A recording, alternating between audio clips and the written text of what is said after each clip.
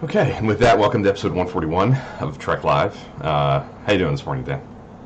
I'm doing great. I'm excited. A little bit nervous, I have to say, because usually with topics you can just throughout the week just jot a few notes down or kind of put together what you're going to say in your head beforehand. But this is not like that. So It is not. interesting. It is not. So, what we're doing this week is we did this once before. I'd say quite a few months ago. It might have been maybe even like a year ago. We're calling it No Prep, and we're going to use the Memory Alpha random article generator to basically tell us what to talk about. We're just going to hit it, and whatever it sends us to, it could be, something as, direct and specific as an episode or a character. It could be an actor, it could be a prop or a set or a ship. Literally anything, an extra.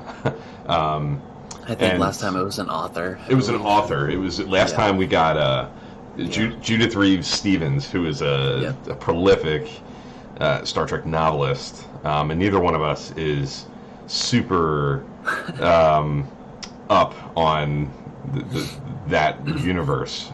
So fortunately, Judith Reeves Stevens and her husband were staff writers on Enterprise Season 4. So it wound up being a conversation about Enterprise Season 4 by extension, and talking about how, people like that, Judith and Garfield Reeves Stevens, who were like longtime classic Star Trek novel writers going back into the early 80s, and writing Star Trek novels when just TOS was a thing, and we're really into that TOS lore and how that kind of played into the strengths of Season 4 of Enterprise. And how those kinds of influences really gave that show a unique voice in that season. So, but I also love that because we got to learn about these foundational, people who contributed to Star Trek. So that's kind of the beauty of this. We will also learn a little bit as well. Yeah, definitely. And what I definitely thought it was a fun discussion. And the thing about this method is we don't have to be, at least in my mind, we don't have to be like hard and fast with it. It doesn't have to be like, okay, we have to talk about this rigid thing. Like it's just a jumping off point. This is where our conversation's going to start from, and it could go anywhere. And the other way that this kind of got birthed, I guess, this method of finding something to talk about, is when we have our Trek After Dark hangouts on Twitter or on Discord, on our Discord server. I think it was Thad, who's a frequent flyer at those hangouts, suggested, like, at maybe the first or second one, that when we're trying to figure out what episode to watch, I think it was Thad. You can correct me if I'm wrong. It might have been somebody else, but I'm pretty sure. He said, go to the Memory Alpha random article generator and just whatever it comes up, it is. And whatever the first episode mentioned, that's what we're watching. Yeah, and we've kind of stuck with that. We definitely don't stick hard and fast with it. Like if we do it and we get Sub Rosa, we're like, and then we might do best of three. We'll roll 3 times and pick of the 3 that we got. So we'll get creative, but that's essentially how we choose what we're going to watch together on those Discord hangouts when we have them. And it's cool. It takes away the complete blank slate whiteboard of hundreds and hundreds of episodes to just kind of talk about and peel through to find one, but it still leaves us an element of we get to talk about different choices and get a hodgepodge of everything. So and it's nice because I think one of the things we do struggle with on Trek After Dark is actually choosing the episode. So even if we go through 3, we might do another reroll of 3 too. So it's not just nailed down to 3. So yeah, absolutely, it can be a challenge. There are times you roll with the random generator and you get some stuff you're really just not in the mood for, or you can't get consensus. There's a reason. Somebody might not. Maybe they just watched that one, or they really really hate that one. So there are all kinds of reasons, but it does give us like a starting off point, and it's a cool way to start a conversation too. I mean, it can launch you off into unexpected directions and keeps things fresh. And we had fun with it last time, and definitely looking forward to it here. So I think what we're going to do is Dan's going to share his screen when we get to. I want to talk about our rewatches too first, but okay, I was like, we're not there yet. But Dan's going to share a screen. He's going to go to Memory Alpha. He's going to hit the random generator, and we'll see what happens. And off we go. But what about your rewatch? Have you? I have watched a single episode. Okay. I think it was called Necessary Evil. Oh yeah, that's the film noir-y. I think that might be my favorite episode of the season so far. That was so. It was. I really loved that episode. It's just enough backstory of Odo, but it also keeps him just as mysterious, if not adds to it a little bit more. It's the episode where we see him, how he becomes the investigator that he is, but it is very film noir. There's some great throwbacks. It's very dark and dingy, throwing back to the occupation, which is a tough thing to go back to. So yeah, such important backstory for Deep Space Nine. So much of the show is built around the sort of fallout of that event, and I love.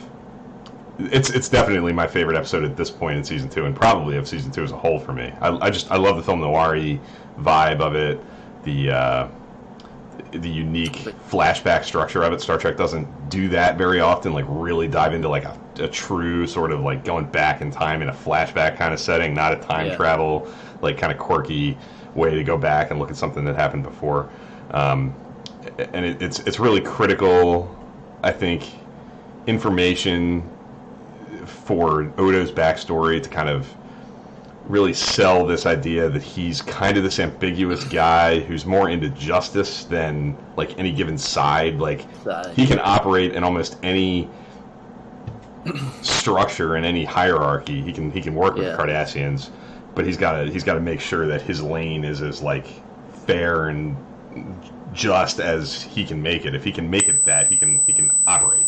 And he can equally operate under the current circumstance too, but he uses those same principles to survive basically in whatever situation he finds himself in, and obviously really huge in Kira and Odo's relationship, and that's I think that's a really solid, at least foundational building block there. You kind of get an insight into kind of how they. The origin story of their relationship, kind of. There is also a great line in that episode that's like, it's something like, people say that justice is blind, but I'm not sure if I believe that anymore. And it's like, oh man, this is getting. Yeah. I don't know. In true Star Trek fashion, it carries weight beyond its moment. Like it has long legs. In terms of its relevance and how long it can throw a punch that lands. So really good stuff. One of my favorite episodes of Deep Space Nine. Honestly, Deep Space Nine will go back to that a few times. That there are other episodes that play with film noir more than other shows do. I think it's most comfortable of all the shows in that territory. I think it's probably Ira Behr, who's like the head honcho of that show for pretty much from beginning to end for the most part. I think that must be a comfort zone for him. He must love that genre. I know he's a huge movie guy, and there's a lot of... I love that genre too, so I anytime they go back to it, I'm excited. Yeah, and at least it's one of those things like in TNG, there's a lot you can kind of count on. There's going to be a Q episode every season. There's going to be a Loaxana Troy episode every season. Deep Space Nine, I feel like you can kind of bank on a film noir kind of spin at least once a season. You're going to get something that kind of goes in that genre. So glad you really like that one. I think it's a classic. I think it's a little underrated. I think because it's early DS9 and it's pre like Bang Bang Bang, some of those late classics that come. It kind of gets overshadowed by some of the stuff that happens in more refined Deep Space Nine, the way people think of it. But I think it's a great one. Yeah. And for me, I'm rolling through season 2 of TNG. I'm moving at a clip for sure. I'm finding that this new kind of you're cruising. I'm cruising. This kind of left turn I took with my rewatch, with kind of doubling back a little bit and changing up the way I share my experience on Twitter and kind of pulling back the reins on like a rigid, 3-tweet the review, kind of refreshed me a little bit, and it's let me move a lot faster, I feel like, and it breathed a little new life. I feel like I needed that little wrinkle and a little change.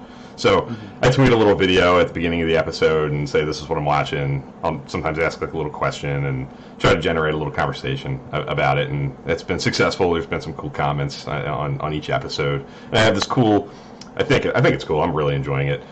This Twitter poll thing that I'm running. Every 4 episodes I put out, those 4 episodes, which is your favorite of the 4? And then I have this tournament that I run every time I hit 16 of those. So the first 16 winners of those 4 episodes in order polls, I seeded in order of their percentage of the vote in their poll. So if one episode got 80% of the vote in their poll, they might have been first, and if somebody won with 32%, they might have been last. And in like an NCAA style bracket, I do polls, and the first set just wrapped up a couple days ago. The Trouble with Tribbles won. It defeated the City on the Edge of Forever in the final. Wow. The final 4 was those 2 and Amok Time and the Doomsday Machine. And that was strictly all TOS, because the first 16 polls were nothing but TOS. But the tournament that I have running now with polls open is like a mix of all kinds of stuff. There's TOS episodes from the late part of the show, the end of season 3. There's animated episodes, TAS episodes. There are a couple movies in there, and there are some early season 1 TNG episodes as well. So it's a real mix of everything, and definitely probably the most mixed batch that I'll probably ever have. I think from now on for a little while it's going to be all TNG, and then it's going to get to a point where there's DS9 and TNG, and then there's going to be Voyager and DS9. That'll all kind of mix as I kind of go through it.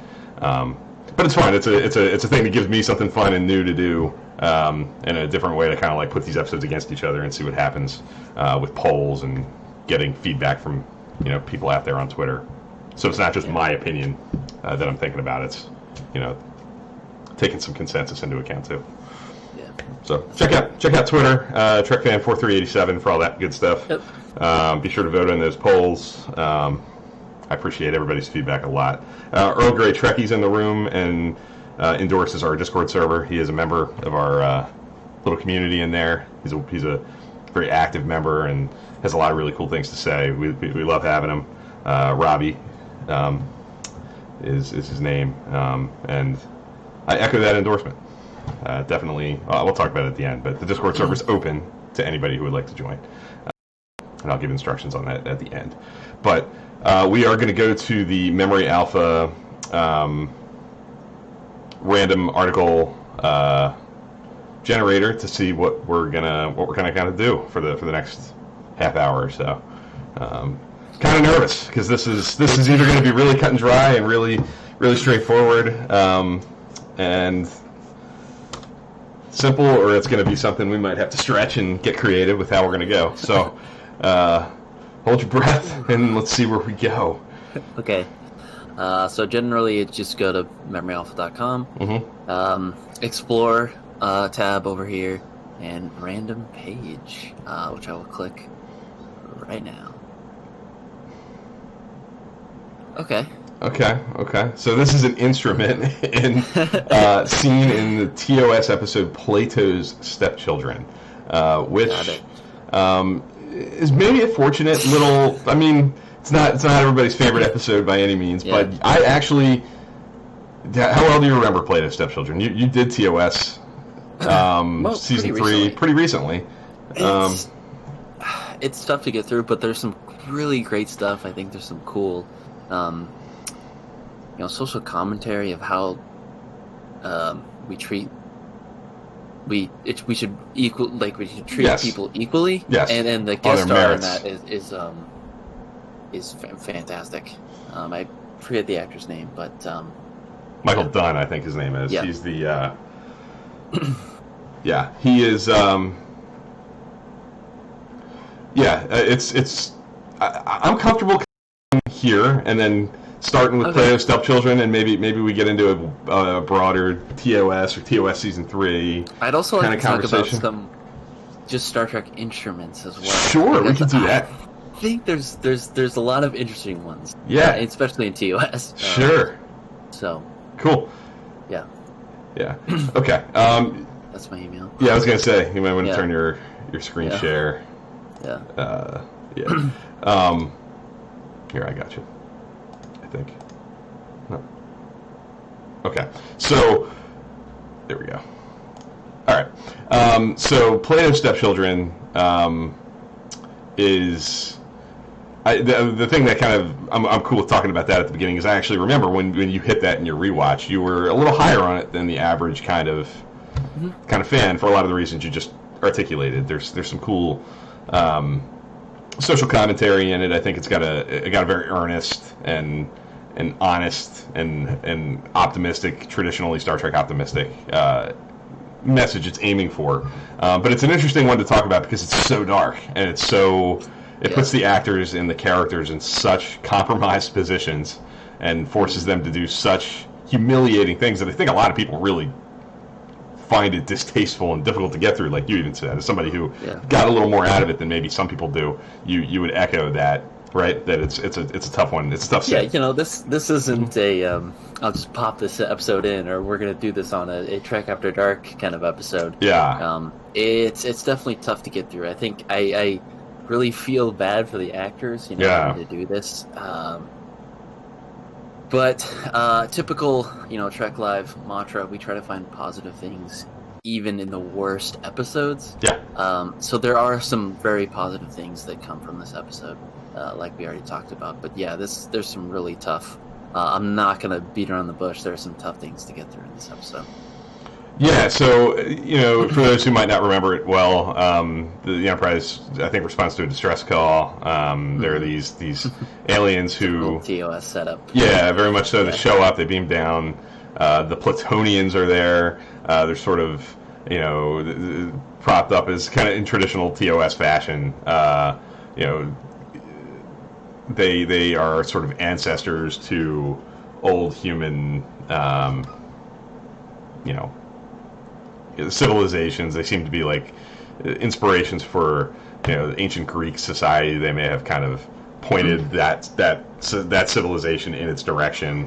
These Platonians, and they are so mentally powerful that they don't have to do anything. So their bodies are weak, and the head guy gets a cut, and he's going to die from it because it's so he's kind of so physically vulnerable from being so mentally powerful.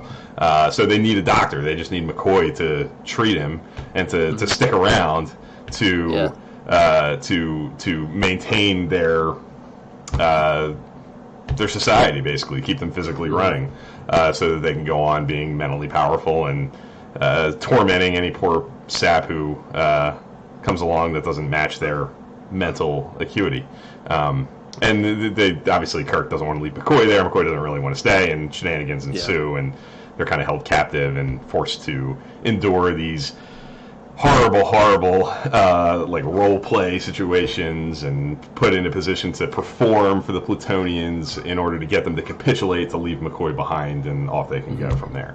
But they have to endure and battle through it, and I think a lot of those situations, as we've said a couple times, are really tough to get through. There's the Kirk kind of crawling around with Alexander, the small person, who is also kind of held captive and has a lot of hopes and dreams and wants to live a better life, but is kind of pinned down. Has to ride him like a dog, like a horse, and it's just really rough. It's really tough to get through. It's tough, but. There are some nice moments that come in the fallout of that. There are some scenes with Spock talking about him battling the humiliation and how he kind of internalizes it. And he's such a dignified character and is so not that. That I like those scenes a lot. Yeah, there's some sense of vulnerability in there from Spock and some of the other characters, and you kind of feel that as well. Like it's just interesting, and again, it's tough. Yeah, I like that it's not, an episode like Spock's Brain, for example, is very campy and puts the actors in these kind of silly positions, and they have to do ridiculous things. You think of Spock's Brain, and you see Kirk kind of rolling around the floor. He's in that pain belt and having to grab the little remote to control Spock to get him to go stop the girl from using the pain belt thing. Like that's kind of an equally ridiculous situation that those actors are put in and the characters are put in. Yeah. But unlike Spock's Brain, Platos Stepchildren is like aware of, and it leans into, and it kind of embraces that it's doing this to these people, and the actors and the characters have to reckon with it. In Spock's Brain, they're just doing it, and they're kind of taking it seriously, and there's no self-awareness to those situations. In Platos Stepchildren, there very much is. These characters are well aware that they're not doing this willfully, and so it's taking a toll on them. Is Platos Stepchildren a bad episode because it's a bad episode, or is it because of that, what it tackles in the episode, that you make it it feels like an uncomfortable episode that you don't want to kind of really return to?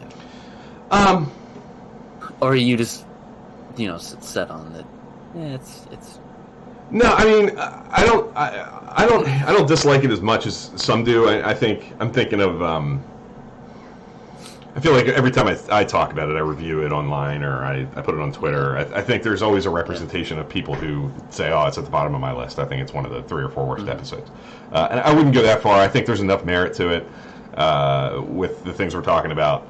That I think most of my discomfort with it just comes from that kind of sheer unrewatchability, like for pleasure. Like it's not a pleasant experience, where so many of the other episodes kind of are. Even though it has like a nice button at the end, and they obviously are successful at the end of the day. They battle through this and they come out of it okay. But the journey to get there is so unpleasant. I think it's more that for me. The general unpleasantness of it, as opposed to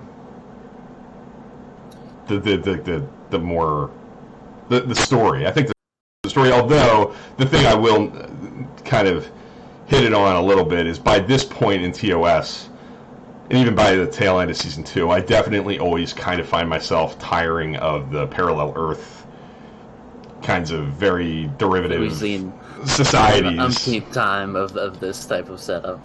They definitely double back to that a lot, and by this point we're kind of like halfway through season 3. They did that a good bit in season 2, and even in the beginning of season 3, we get more creative, more, I think, credible science fiction attempts at doing that in episodes like Spectre of the Gun, where it's old Earth, but there's a reason for it. It's baked into the story, and it makes a little bit more sense why we're here. It's just not an arbitrary. It's not. It's not obviously. This is what we had available to us this week. These are the costumes and the kinds of set production, design elements that we could have. This is stuff we haven't used yet.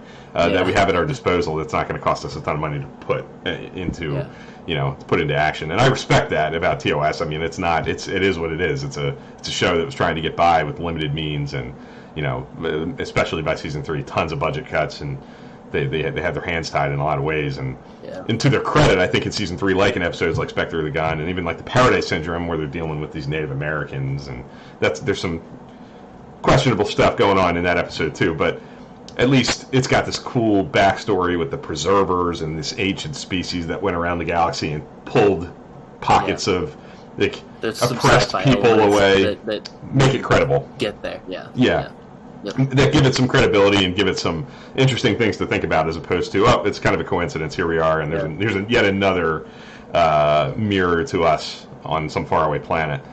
So that's my biggest, story issue, I think. Yeah, they're not robbing the Desilu art department costumes to try to figure out what they're going to do. Right. Yeah. Exactly. So, yeah, I mean, would you agree? I mean, is most of your I mean, what would you give this episode? Like, I don't usually ask you. I don't make you put a letter grade on things very often. Yeah. I'm going to make you do it here. Like, if you, with some hindsight, you didn't just watch it. You've seen it a couple of times now.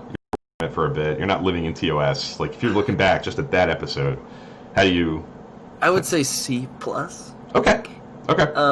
Just because there are some good stuff in it, but again, it's really hard to get away from the typical TOS setup.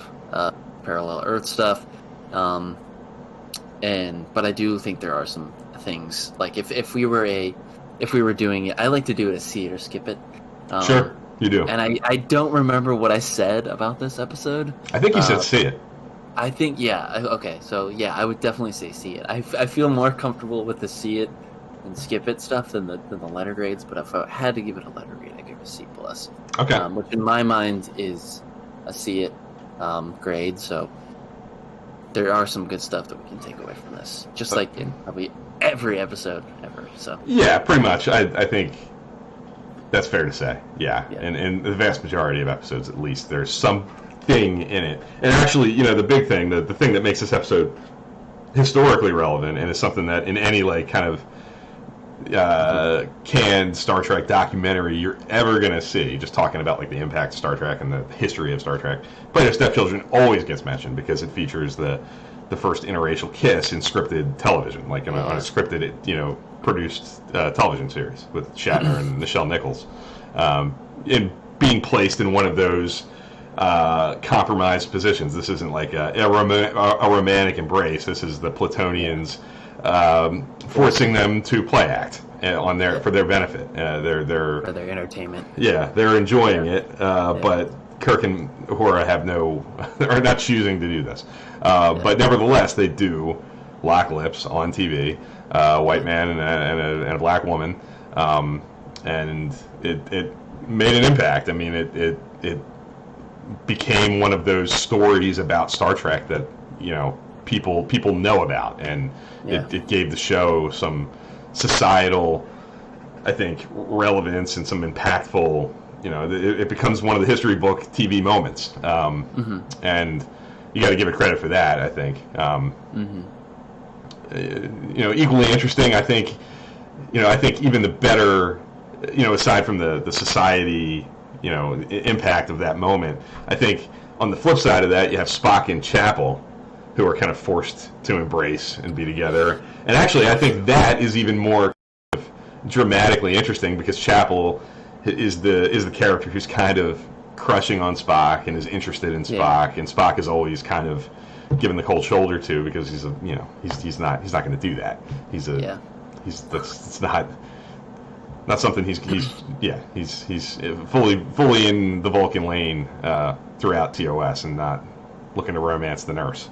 But Chapel, nevertheless, is intrigued, and there's some good dialogue, I think, between the two of them as they're put in this position where Chapel acknowledges, like, in a different circumstance, this is what she wants, but she's horrified to be doing it this way, and I like that. I mean, there's context. This is for Kings. I mean, like, sure, Chapel would like to do this, but it's all about the how it happens for it to feel good and for it to feel right. And I like that scene. It's horrifying and it's uncomfortable. Soup, yes. So she wants him to want the soup. Exactly. Right. Exactly. Indeed. Well said. Yeah. But I think that was mature and well written and well acted between the two of those actors, even though it is difficult to watch and not entirely pleasant to sit through over and over again, which is what we do with Star Trek. We watch these things over and over again over the years. I've got some instrumental questions. Sure. If we could shift the conversation a little bit. Is there an instrument, because this article was tied to Platos Stepchildren. Yeah. Stepchildren, obviously, but it's the instrument that was just mentioned was such an obscure thing. But is there an instrument that comes to mind when you think of Star Trek? The first thing that pops into my mind is Picard's flute. Okay. But I wasn't sure if that was mine too. I wasn't sure if that was what you're going to go with, but because I know there's you could go. there's all kinds of things. Honestly, the Vulcan harp, the Vulcan lute, the lute he calls it. The lute. He's got that in quite a few episodes, ranging from I think Charlie X super early on, and he's of course jamming with it with those space hippies and The Way to Eden, and the concert in the mess. So that's a very present prop, and I think we even see it in Discovery in his quarters and brother. So that's like that's a classic prop too. But Picard's flute, because of the importance that it holds for that character, definitely and it's so leaned into in such a big important episode. I think that's what comes to mind first. But I think of Harry Kim with his clarinet. I think of the trombone. The trombone with Riker performing in. It's always in the mess hall or 10 forward. Absolutely. There's this great moment where Troy requests a really challenging song. Yep. And it's this fun little banter, this look between them. Mm-hmm. She knows it's the solo that he can't. Yeah. He's been trying to nail for years and never can. Yeah. She puts him on the spot. Definitely a cute little moment. I'm glad you thought of Picard, because it kind of leads me to my next question. Would you like to see that in Picard? Of course. Series? Because it's I think people forget how impactful that really hour was to that character. It's It is, and I think it's one of those things that I'm sure there's a constant temptation to integrate it into like that show. Like when you bring Picard back, you want to see it somehow, or you want to see him talk about it, because it does. I mean, it represents. I think what it ends up doing is it represents that part of Picard's life that he never gets to have, like that familiar, like his family is his crew and his ship. I mean, in Picard, he's not in that situation anymore, but certainly through TNG and the TNG movies, it really leans into that. This is his family. His sacrifice to get to this point in his career and to be this guy, to be this captain, and to be this good at what he does, and to be the captain of the flagship and be like the beacon of Starfleet Federation values, is that he has to fully lean into it, and he doesn't get to have a significant other and children and a home outside of the ship. But this flute represents this alternate life where he did get to have those things. He did get to have that. And that's what I love so much about this little prop that's so insignificant if you think about it. But whenever you see him, playing it in the turbo lifts, not the turbo lifts, the Jeffries tubes. It's like a little reminder that it's as tough as it was that he, became this career guy, like you said. He got to have that life. Yeah, and that's cool. And I think the other thing that really nails that prop into like incredible importance for that character, and that's why I think if you ask a lot of people, like when you think of like an instrument, a musical instrument in Star Trek, what do you think of? You're going to think of the flute. It doesn't just happen in The Inner Light. In Lessons, when he has this romantic relationship with another crew member, he talks about the flute. He lets her in on it. Like one of his big moments in kind of embracing this relationship is that he lets her in on that. It's not something he talks about, but he tells her, like, I got hit with this thing, I lived this alternate life, and this is all that I have left of it. This is the thing that grounds me and reminds me of this other whole life I lived, with a family, with children, with with a much more grounded, different life that he kind of longs for, and is very conscious of the fact that he doesn't have. And I think there are little touches throughout the show, even before The Inner Light, that tell you that he's aware of this sacrifice, that this is something that he's not going to get to do, and it kind of weighs on him. It's something that he loves what he does, and I think he's very comfortable in the role that he has. But he's aware of what it takes. Have Paris or whatever it was. I can't remember. Well, always have Paris in Samaritan Snare. He talks about it with Wesley. Wesley tells him he would have been a good father, and he talks about, they talk about why he doesn't like kids, and why he's not comfortable in those situations, and he talks about these are things he can't do. So I think having that button in Lessons where he really he shares, and you see on him, and the fact that this is kind of the way he lets somebody in by kind of sharing this part of his life. Yeah. That increases the impact of that flute and what it means for him. So that's the one that comes from me. But there are all these other examples, like you said, of other characters who have musical interests. If Trip Tucker's got a harmonica. Like each show Yeah, kind of yeah. has something Its there. own thing, yeah. Yeah. If you had to learn any Star Trek instrument, or what would it be? That flute, I guess. I mean, if I'm being honest, I mean, I've never played an instrument, so. Yeah. Have you? I mean, just in grade school when it was mandatory. Yeah, I never did. I was not. Okay. So even then, I never did. So what did you play even then? It was the trumpet. Trumpet. Okay, so you're kind of close to Riker with the trombone. Yeah, so I'm like a Riker-esque. The brass. But for me, I might do the something easier, like the flute, or I don't know if the trombone is. The trombone might be easier for me just because I had brass roots, I guess. Sure. That sounds weird, but Okay, so if we're talking about instruments and characters having these things, like if you think of, you kind of mentioned the one with Riker in 10 Forward getting asked by Troy to play that solo. He gets saved by the bell. He gets called to the bridge. Are there other, like, what scenes in Star Trek history, like, what pops to mind for you? Like, when you think of a character with a musical instrument, is it that? Is it, like, are there any other musical things in Star Trek that pop into mind when you think about it? I'm trying to think myself. Yeah, I'm trying to think too. That was the first thing that kind of popped into my head, just because. I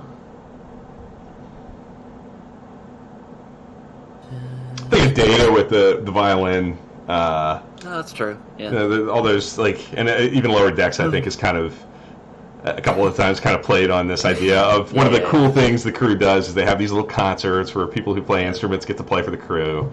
TNG has quite a few of those. I think my favorite of those scenes throughout TNG is the one in Sarek. Data's part of that crew. Or he's crying. Where Sarek cries, the tear comes down, and Picard sees it. But it's I think it's well played. Like, it's good music. It's well performed. It's well, they're not actually performing it, but it's a good scene with effective music, and you can see why Sarek would be emotionally moved by it. Yeah. He's compromised, of course, but it makes sense. It's a well done moment. Yeah. So, but there's a lot of it. I mean, there are a lot of, you talk about musical instruments in Star Trek. They're kind of quietly always there. Weaved in. Every series, yeah. At it in every show. In Deep Space Nine, I maybe a little less, unless I'm forgetting stuff. There's it's stuff in the holodeck with Vic Fontaine. Vic Fontaine is a big deal. Yeah, I kind of like. That's what I kind of thought of at first when I thought of Deep Space Nine. Yeah, that. There's a scene coming up in season 3, early on, where Dax plays on a keyboard, and it kind of unlocks some memories from a previous host. That kind of unlocks the whole problem of the episode. So there's that, but it's less leaned into. I think, like you said, the Vic Fontaine is probably like the most running, even though that's pretty late in the show before that arrives. But in that 7th season, late season 6, it's pretty present there with Vic Fontaine and his pipes with the kind of the jazz band. Sisko has that great scene at the end of one of them where he sings with James Darren, Vic Fontaine. That's a pretty big moment too. So I think in every show you get these like musical moments involving characters playing instruments or singing. We got the piano cool. with in the Captain's documentary. Yeah, Avery Brooks. Avery Brooks. More comfortable singing at a piano than having a traditional conversation. Just very interesting. No, I definitely didn't expect to be talking about musical instruments in Star Trek, but that's why this is a cool thing. Exactly. We got some Platos Stepchildren in there, and we got some characters with music.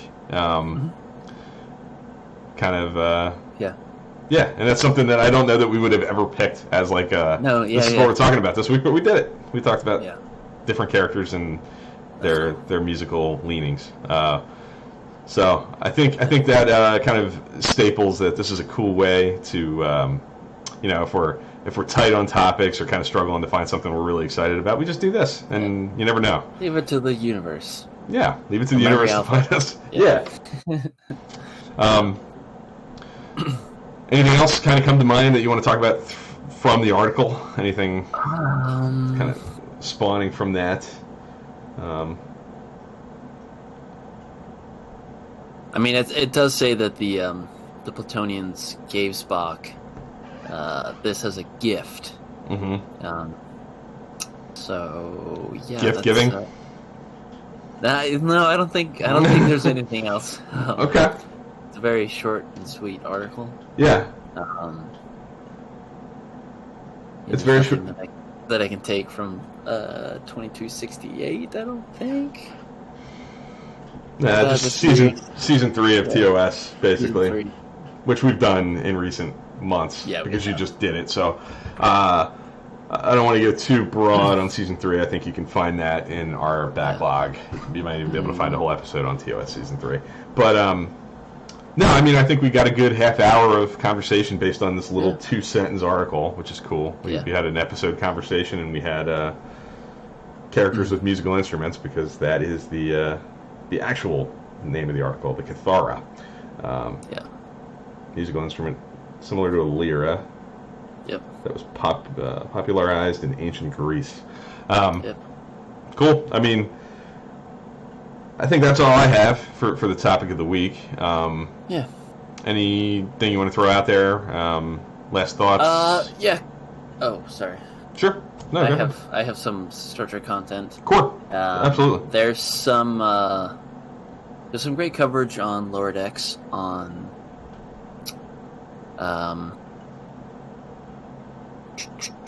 Trek Yards is having some good stuff. Mm-hmm. But the one that I'll highlight this week is Trek Culture.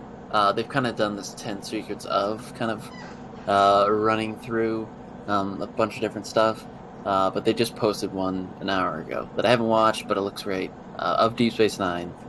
So it's perfect for me because I'm right there. Even if it's stuff that I already know, it's good time. So yeah, so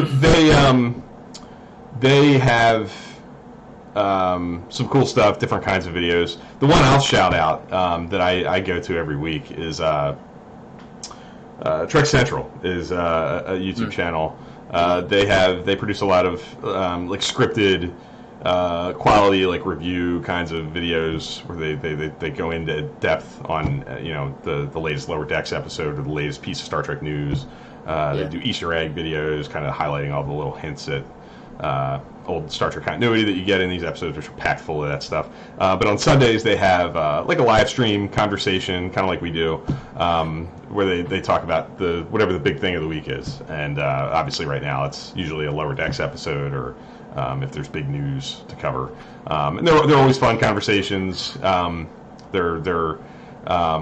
They get a lot packed into an hour, like we do. They're not over long. They don't run for 2-3 hours. Just kind of long conversations. They're tight, but they're relaxed and fun. A good friend of ours who has come to some of our Trek After Darks. He's a member of our server on Discord. Don Paris. He goes by Don Paris. Is a contributor there. He's one of the main guys on that channel. He's a really nice guy. He's good friend of ours. Good friend of mine. I know I talked to him a good bit. He's a good guy. He really knows his Star Trek. Really in depth knowledge of the continuity and different threads that could kind of be pulled on to create future stories and to tie things together. His mind comes up with a lot of interesting stuff, and so I always enjoy those conversations. They're on Sundays at I want to say 4:00 Eastern time. You can find that on Trek Central, and they're kind of a rising YouTube channel for sure. They've built up a really big following and produced some good content. Cool. Lastly, I would recommend to everybody, like we talked about at the beginning, our Discord server is open for invites. If you are inclined, if you're a Discord user, or if you're curious about Discord and you would like to join the family, so to speak, you can send me a DM on Twitter. Become a crew member. Yeah, become a crew member. TrekFan4387 on Twitter is me. Just kind of let me know you're interested in hopping on board, and I will get you an invitation. And it's nice. I mean, if you're not familiar with Discord, it's basically a chat room, but it's limited to those who are invited. Different channels for specific kinds of conversations offered, and so it's a cool way to connect with people on maybe a little bit more of a personal level than some of the more sprawling social media options that are out there, like Twitter and others. Yeah, it's a really tight-knit community that's fairly positive, just like us. So yeah, we stay. I couldn't recommend it enough. It's not a toxic environment where people just crap on everything all day and talk about how much they hate new Star Trek. That does not happen on our server. And the other thing I kind of always kind of shout out is, some Discord servers are very busy. They're sprawling, they're big, they're kind of intimidating. I've just kind of gotten into it. We've had a Discord server for quite some time, but in the last few weeks I've kind of gotten into trying to find other places to hang out and see how other servers do their thing. And it's not uncommon to stumble into one that's just like so huge and so intimidating with so many conversations going, and it's like, I don't want to say it's not welcoming, but it's not easy to kind of warm into. And it'll blow up your phone with constant notifications, and you can either try to follow along or turn that off, and then by the time you look at it again, you're like, way out of the loop. That is not us either. We're not so big that it's intimidating. If you come in and you introduce yourself, you say hi, you're gonna meet people and you're gonna make friends. So it's a nice place to hang out, and that's where we have our Trek After Dark hangouts, and we have more casual, off the internet, relaxing conversations about whatever is on our minds. We watch Star Trek episodes together, we play trivia, we play this or that, would you rather kinds of things, and just kind of hang out and shoot the breeze about life, Star Trek, whatever's on our minds. We haven't done one in a while, but we're thinking in the next. Working on it. It's coming. We have more opportunities in the next few weeks, hopefully, to maybe get that rolling again. Yeah. Okay. So I think that'll about do it. I think this was successful. I think we'll be back to this. Yeah, it's fun. It's always a risk. You never quite know what you're going to get. But I think if you're creative enough and you're willing to go off the beaten path enough, and you're not too rigid with having to be exactly what the topic says it is, like in the subject line, you can have some fun conversations spawn from doing it this way. So back at it next week. We're not sure what we're going to talk about yet, but follow us on Twitter, Trek Live, TrekFan4387, and we'll get that out there soon. No course heading this week. It'll be the following week. Yes. As we stated on Thursday. Yep, every other Thursday for course heading, covering 2 episodes of Lower Decks at a time, and whatever news may come for the new stuff airing on CBS All Access. So, okay. Yep. All right, thanks for watching, everybody. Have a good rest of your weekend, and we'll see you next Sunday. Yep. Thanks for watching, everyone. See ya.